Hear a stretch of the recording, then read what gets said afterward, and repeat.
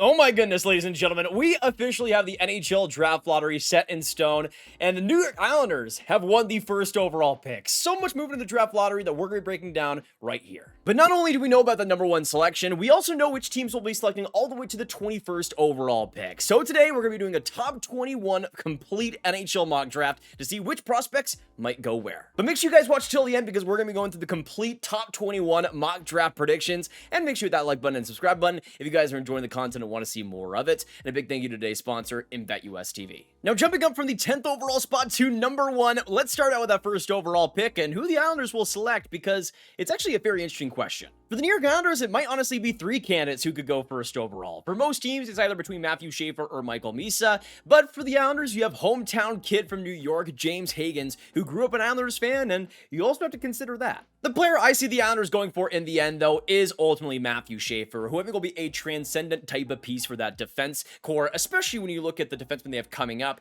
It's not a lot of exciting options like Matthew Schaefer can be. What he was at the World Juniors, what he was at the OHL level this season when healthy, was an electrifying defenseman with pace, with transition ability, and skating ability to die for, and I think the Islanders especially could use a lot more of that. The big thing that maybe could keep this from happening is the Islanders' plans with Noah Dobson. Are they going to keep him? Are they going to trade him away? If they feel like they're going to deal him, then Matthew Schaefer becomes pretty much an instant pick, in my opinion. Moving on to second overall, and this is where the San Jose Sharks end up, and it is brutal because I think Matthew Schaefer would have been the ideal candidate for them, but ultimately I don't think they'll mind Michael Misa whatsoever. I think he is pretty similar to Celebrini in a lot of ways, but Michael Misa is another true leader here with strong defensive abilities, but as a centerman, still, the game-breaking ability offensively, the vision, the creativity, especially on the rush, it is all here in a complete package. One of the best OHL seasons we've seen out of a draft year player over the last decade or so, 134 points in 65 games. He's going to be an elite player for the Sharks team and an unbelievable second-line center behind Macklin Celebrini. It really does complete the Sharks center core, though. You got Celebrini there, then Misa, then a player like Philip Bistek coming in as that third-line center role, and even if you wanted to have some more versatility, you could have Michael Misa as a wing potentially, and I think he could do just fine there.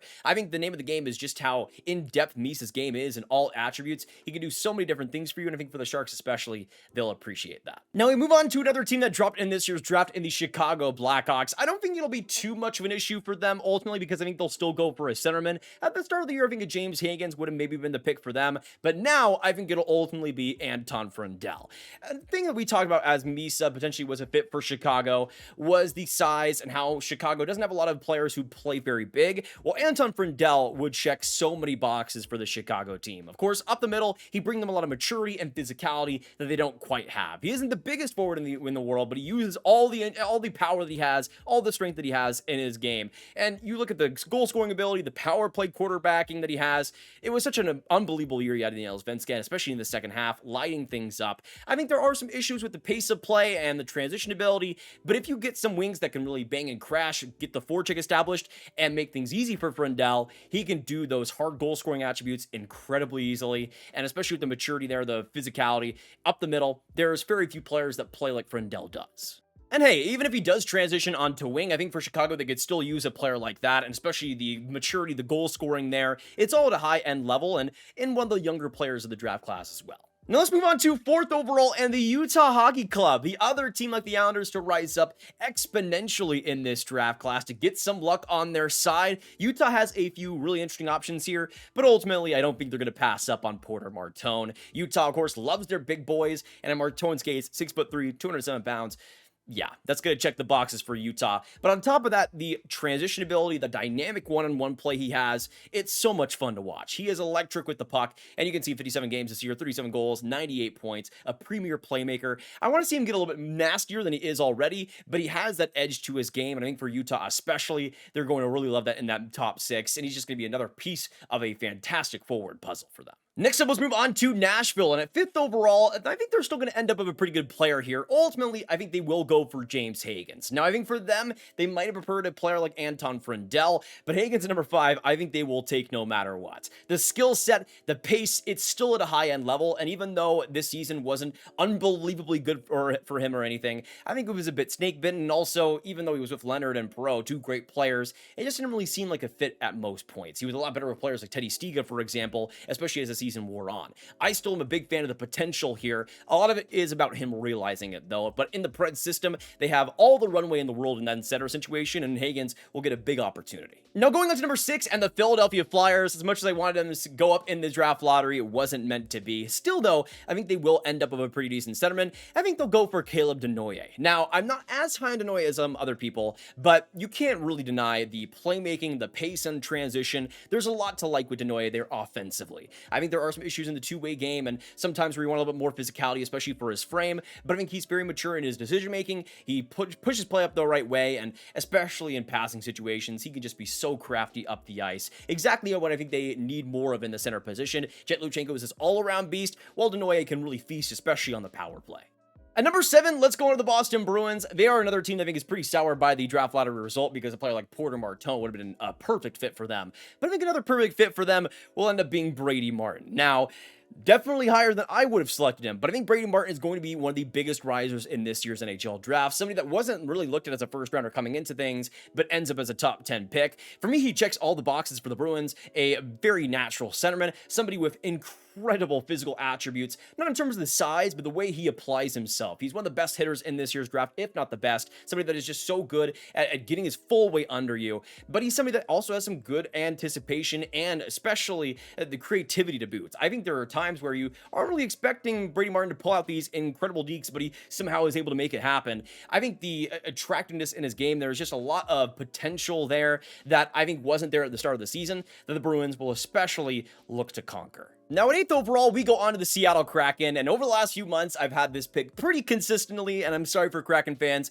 I'm going to go boring yet again. If available, we'll go after Czech D, Radim Mrka. Now, of course, he's playing in their backyard with the Seattle Thunderbirds of the WHL, and I thought he was great at his stint in the WHL this season. In 43 games, 3 goals, 32 assists for 35 points. I thought he was pretty solid at the U18 World Juniors. Not exceptional, but he had his moments, and especially the end-to-end goal really shows what Mrka is made of with the skating ability and the confidence there. There's a lot to like, and I think the defensive maturity is pretty underrated. He, to me, is the best defenseman outside of Matthew Schaefer in this class. One of the most projectable. The skating, the mobility, and the defensive habits, it's all there, and I think especially for the Kraken, they could really use more defensemen like him, especially with how many offensivity they have coming up, especially on the left side. Radim Mrka checks boxes that they don't quite have in that pool. Now, moving on to 9th overall in the Buffalo Sabres, we're going to go to yet another defenseman that was highlighted at this year's U18 World Juniors, in Blake Fiddler. Now, I've gone all over the place with the Sabres picks.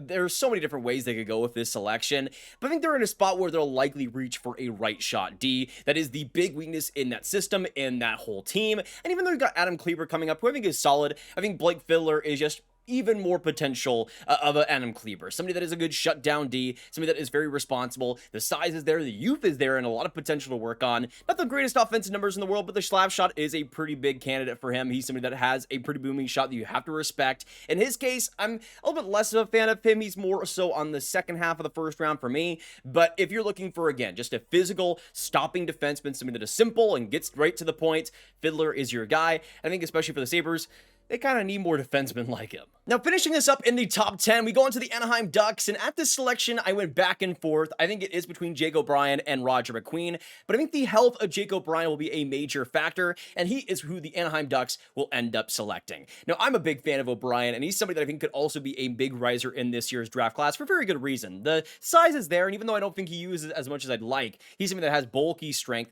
but to me, the biggest thing is the vision, the creativity, and how he is able to feed his teammates all over the ice. He's such a connected player. I think he's somebody that's going to be a great playmaker, a great overall force in the NHL someday, a really projectable middle six center as well. And you look at the center situation coming up for Anaheim, you could have Leo Carlson, then Jake O'Brien, then Mason McTavish. That's a pretty deadly center core, and I think O'Brien pretty much completes it.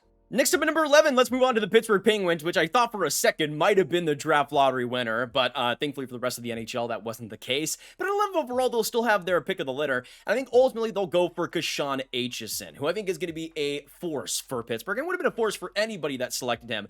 Electricity is the name of the game here, because Aitchison is always looking to make plays, always looking to make big hits, always looking to do something crazy out there with his physicality, his bombastic nature. You can see in 64 games this year, 26 goals, 59 points, unbelievable goal scoring instincts and clutch ability. He's something that I think for the Penguins especially is a big part of them potentially wanting to retool this defense going forward. Aitchison is going to be a fan favorite though, and something that Penguins fans will adore. Now, at number 12, we go on to the New York Rangers, and I think if he is available, they will end up going for Roger McQueen. Now, I do think he will slip a little bit in this draft, mostly because of the health issues, but the talent and potential is obvious to see. 6'5", 192 pounds, big-time centerman, and somebody that with the deking ability, the potential, there's a lot to like there. I have my concerns over his defensive habits, over how he actually reads the game, and how fast he's able to make decisions, especially with his teammates coming up with him, but I still think there's a lot to build off there, especially with the unbelievable moves that he can make at his size. I think the Rangers especially are going to want to take a bet like that.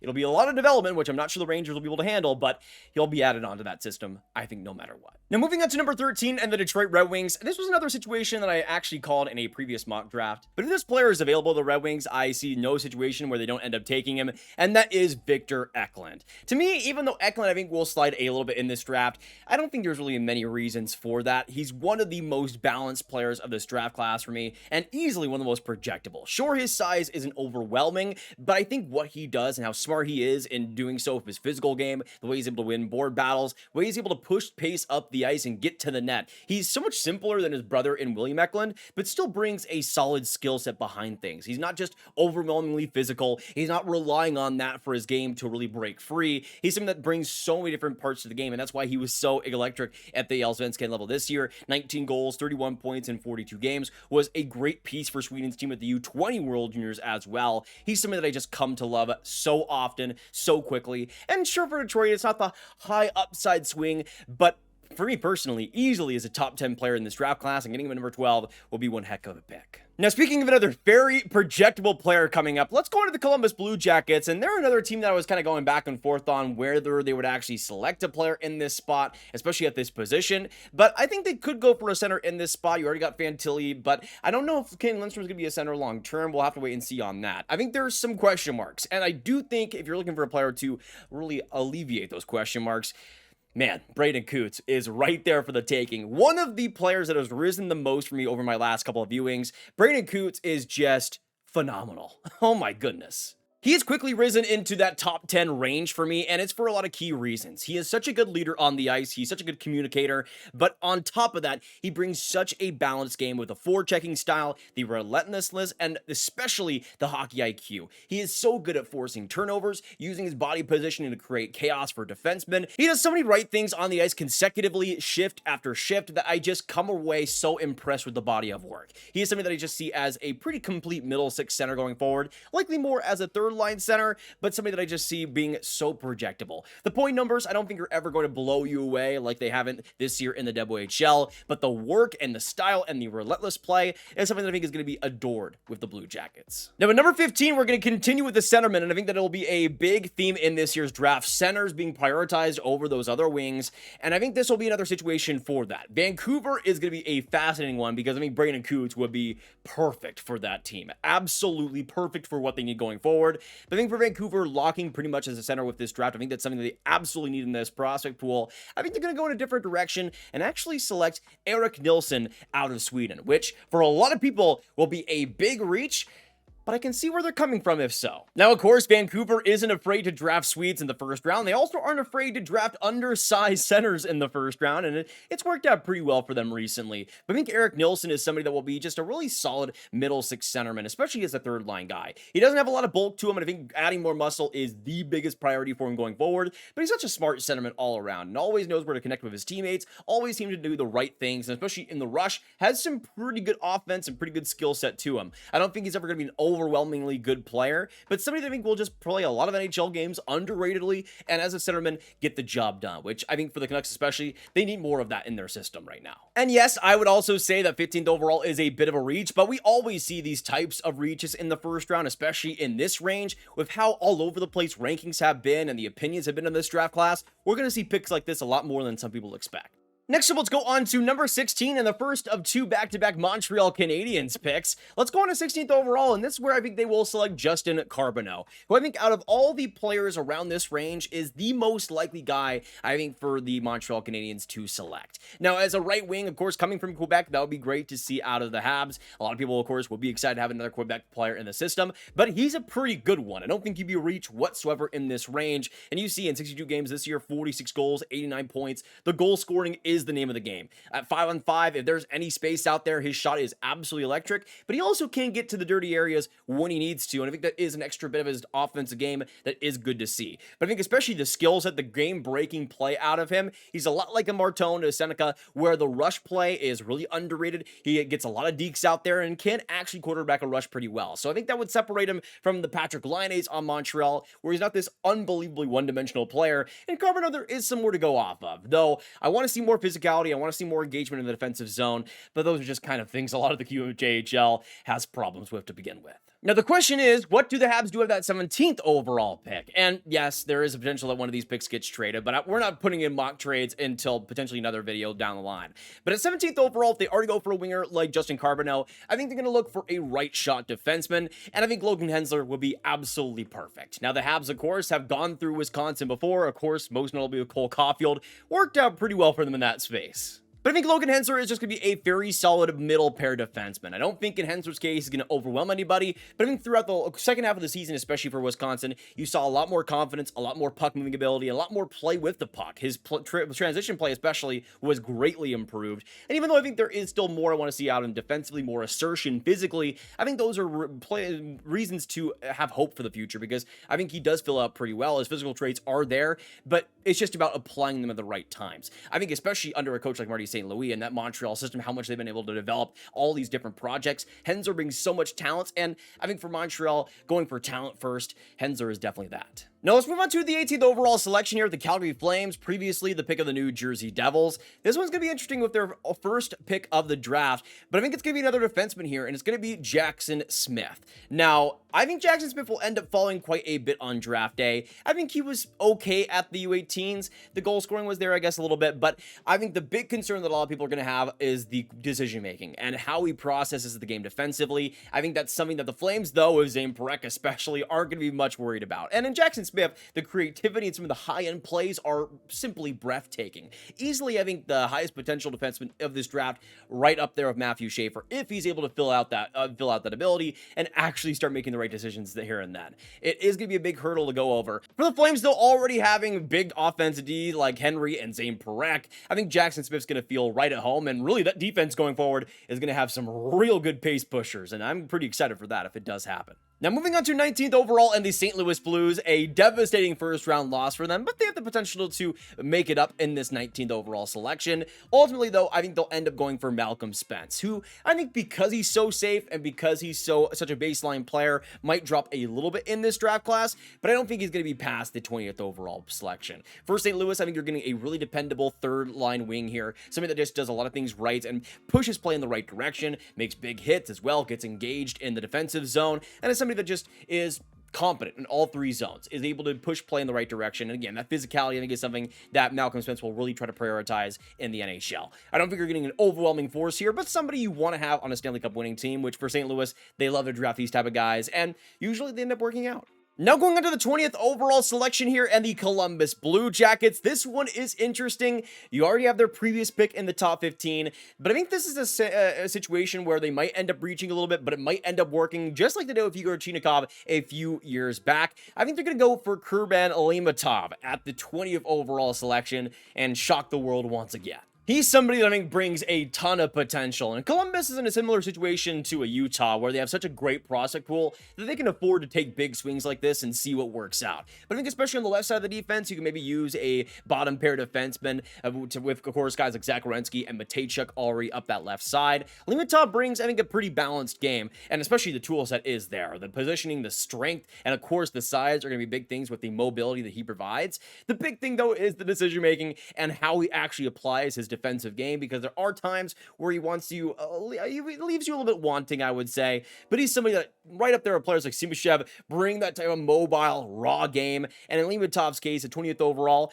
I could see it working out. It is definitely a reach, but around this range of the draft, I mean, it's so close, anything could happen. Now, going on to 21st overall, somebody that was one of the highly projected players coming into this draft class, but I think only until recently has entered back into the first round. This is where the Ottawa Senators will end up selecting, and I think they're going to go for right wing Jacob Ihs-Wozniak. Now, this would be a fascinating pick. Of course, a big winger, but somebody that I think will project very well to the Ottawa Senators specifically. I think especially as a power play type of force, great goal scoring ability. That is where I think Ihs-Wozniak's game is going to be really thriving the most. But I do think throughout the course of this season, we've been seeing a little bit more defensive game, a little bit more actual application of that physical body that he is gifted with. It's such a big one, and I think especially for the Sens and the potential they see in him, it could be very interesting. And also a pretty solid U18 World Juniors doesn't hurt. I think it's going to be more so a complementary third line power play type of sniper, but still I think for the Senators, type of goal scoring influence on the bottom six that I think they could use going forward. Now, I'd love to go through the rest of the first round, but unfortunately, the NHL playoffs are still going through, so we'd have to wait a little bit longer to go through a complete top 32 mock, but we will be getting into that, of course,